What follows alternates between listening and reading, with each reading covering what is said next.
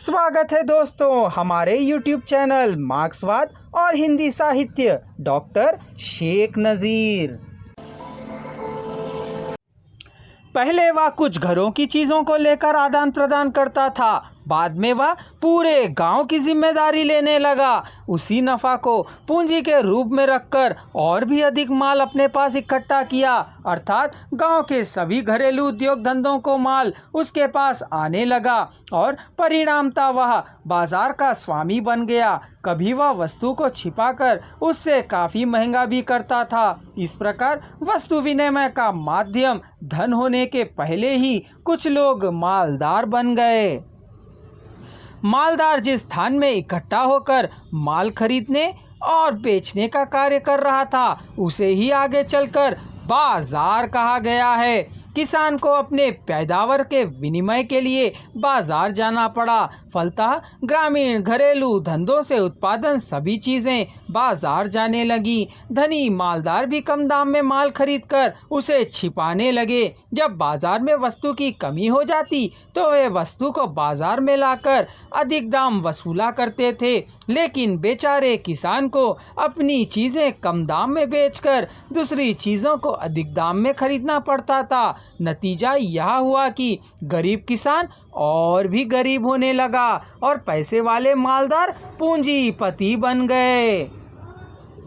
परिणाम था किसान को मामूली श्रमिक बनकर भूस्वामी जमींदारों के पैरों के तले निकृष्ट जीवन बिताना पड़ा। इस प्रकार भारत की आत्मनिर्भर ग्रामीण व्यवस्था की कमर जमींदारी प्रथा ने तोड़ दी।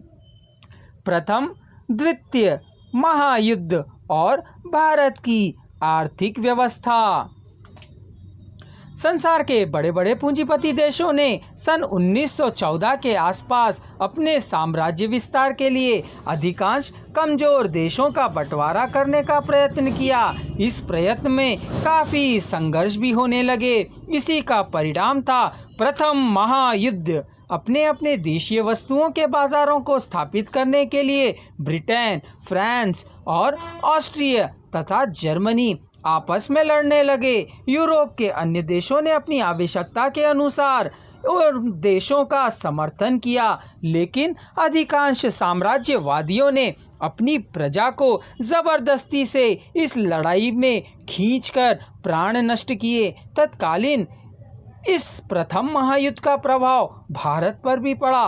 भारत में भी युद्ध के लिए लोगों को ज़बरदस्ती से फौज में भर्ती किया जाने लगा, ज़बरदस्ती से चंदा वसूल किया जाने लगा और आवश्यक चीज़ों के दाम भी बढ़ा दिए गए। इससे लाखों लोग भूख और बीमारियों से मर भी गए।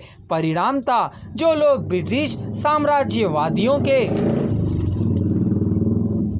शाश्वत गुलाम बनकर गुलामी कर रहे थे, उन्हीं के मन में सरकार के प्रति द्वेष और अतृप्ति की भावना फैल गई। इसे दूर करने में जब कांग्रेस असफल हुई तो अधिकांश क्रांतिकारी नवयुवक गदर, युगांतर आदि टेररिस्ट पार्टियों में शामिल होकर सरकार के विरुद्ध विद्रोह करने लगे। सन 1914 और 1915 में पंजाब का क्रांतिकारी दल गदर पार्टी ने साम्राज्यवादी ब्रिटिश शासन के विरुद्ध विद्रोह का प्रयत्न किया था। सन 1939 में द्वितीय महायुद्ध प्रारंभ हुआ।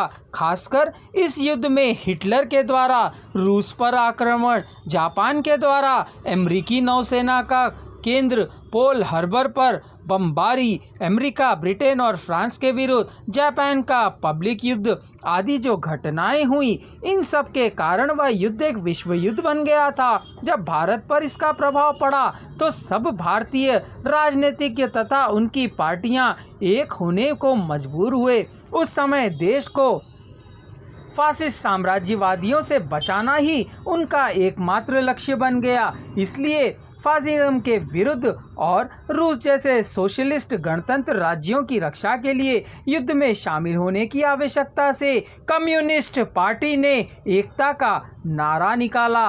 इसी विद्रोहपूर्ण वातावरण में साम्राज्यवादी ब्रिटेन का दबाव लाने के लिए सन 1942 में कांग्रेस पार्टी ने भारत छोड़ो, क्विट इंडिया का नारा निकाला।